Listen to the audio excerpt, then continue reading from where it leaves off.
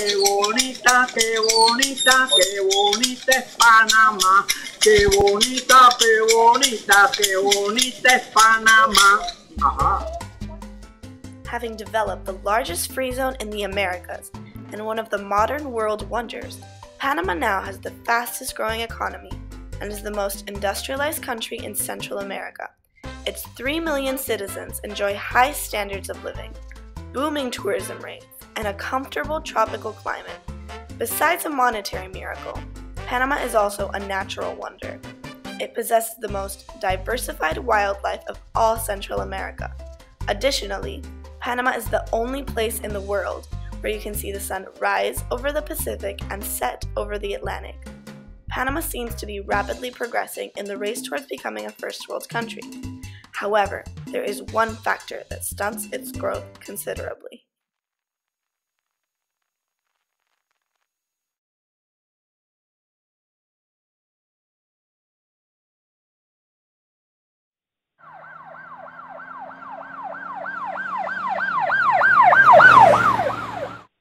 In the case of Panama, probably the police is considered one of the most corrupt institutions.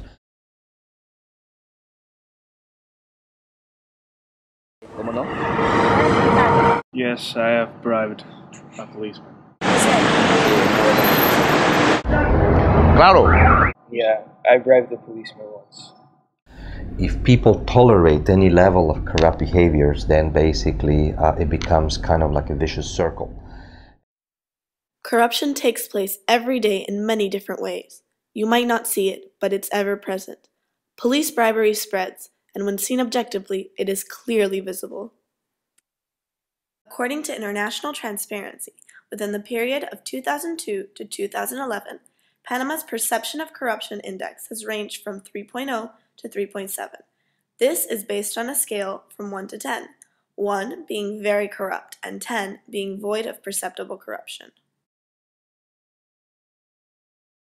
Corruption, like the Argentinian dance of tango, requires two. In other words, there is the person who receives the money, and there is the person who actually gives the money. And therefore, any strategy to solve this problem needs to look at both ends of the problem.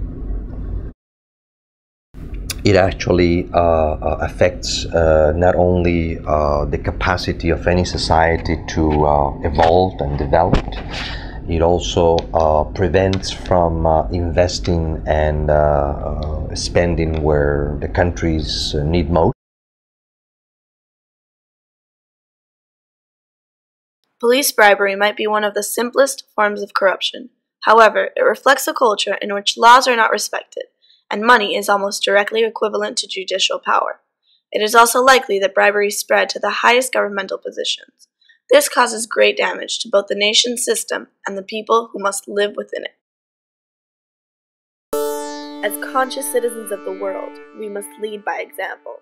We have the power in our hands to stop the negative force of corruption, which if not blocked will otherwise spread and reproduce to become society's malevolent tumor. Anyone can become an advocate for change by refusing to pay a bribe, and therefore putting an end to the corrosive cycle which we call corruption.